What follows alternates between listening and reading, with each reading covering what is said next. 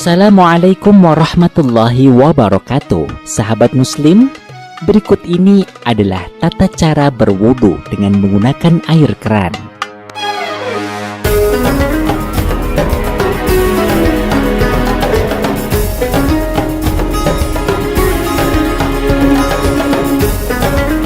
Umat muslim yang akan menjalankan ibadah sholat menghadap kepada Allah Subhanahu wa Ta'ala harus memenuhi aturan yang telah ditetapkan. Di antara peraturannya, seorang yang akan menjalankan ibadah sholat harus membersihkan dirinya dari najis, hadas kecil dan hadas besar.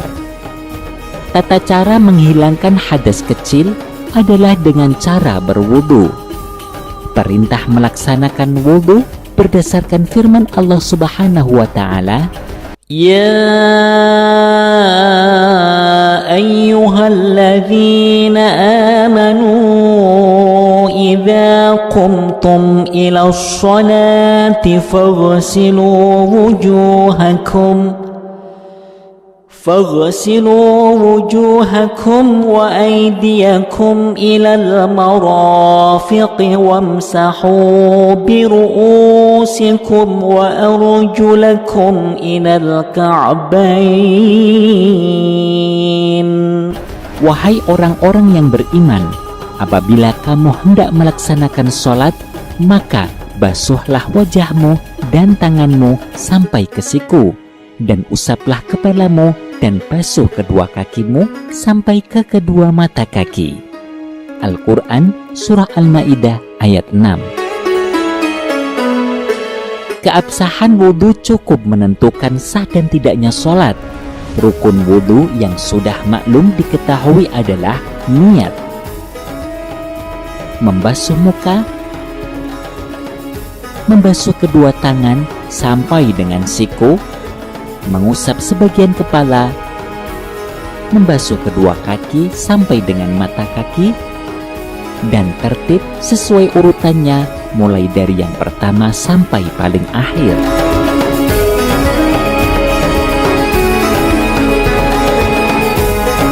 Berikut ini adalah di antara adab berwudu dengan menggunakan keran. 1. Orang yang berwudu disunnahkan menghadap ke arah kiblat. 2.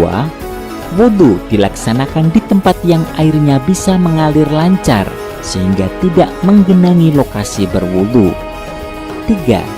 Usahakan cari tempat yang airnya tidak mudah menciprat ke tubuh dan lokasi sekitar.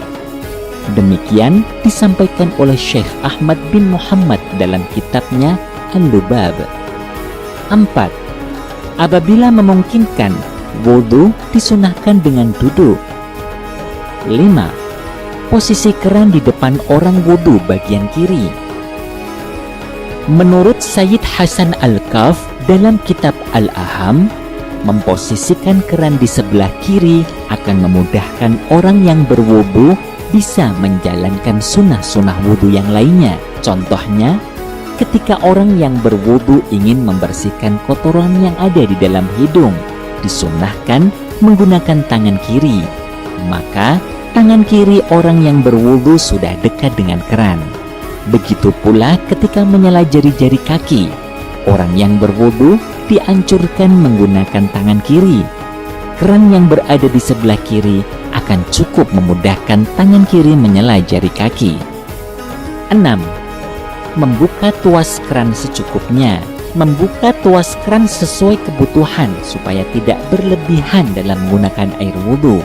Rasulullah Shallallahu Alaihi Wasallam bersabda, "La tusrif," jangan berlebihan. Qil, lalu ada yang bertanya kepada Nabi, "Ya Rasulullah, awafil wudhu israf?" Wahai Rasulullah, apakah di dalam wudhu juga ada istilah berlebih-lebihan?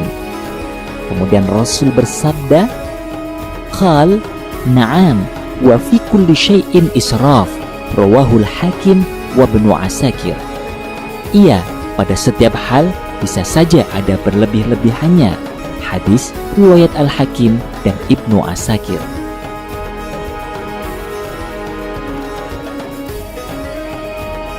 Berlebihan atau israf dalam berwudu banyak yang disebabkan karena was-was, sebuah perasaan tidak nyaman dan ragu apakah airnya sudah merata ke semua anggota wudu atau belum. Orang was-was bisa membasuh anggota wudu sampai mengulang berulang kali sehingga menjadi poros air. Was-was bisa timbul akibat bisikan jenis syaitan tertentu yang mempunyai tugas mengganggu orang dalam menggunakan air.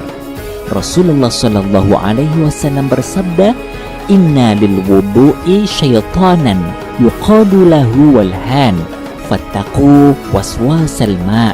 Rawahu Ahmad wa Ibnu Majah.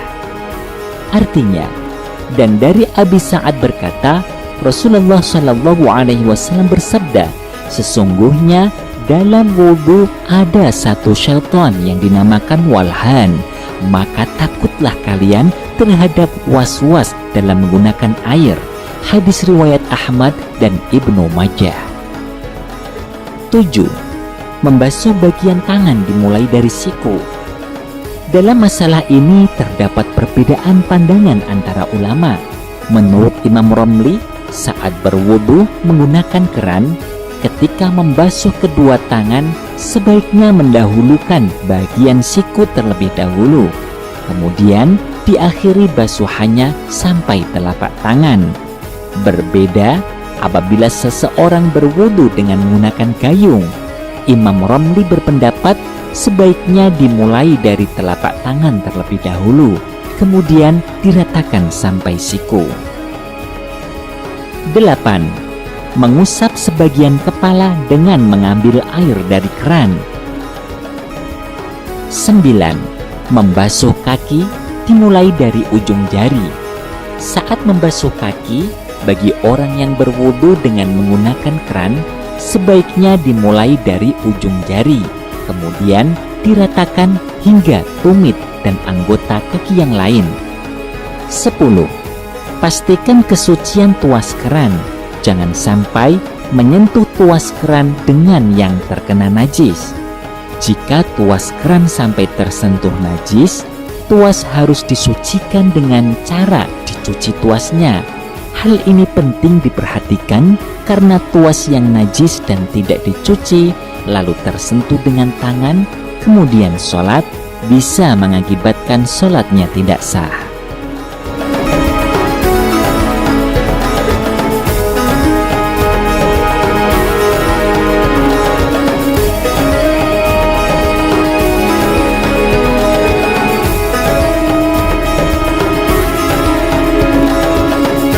Nah, sahabat muslim, demikian paparan singkat tentang tata cara wudhu dengan menggunakan keran.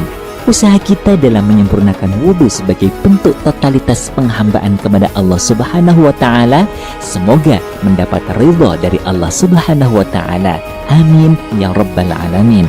Semoga bermanfaat. Wassalamualaikum warahmatullahi wabarakatuh.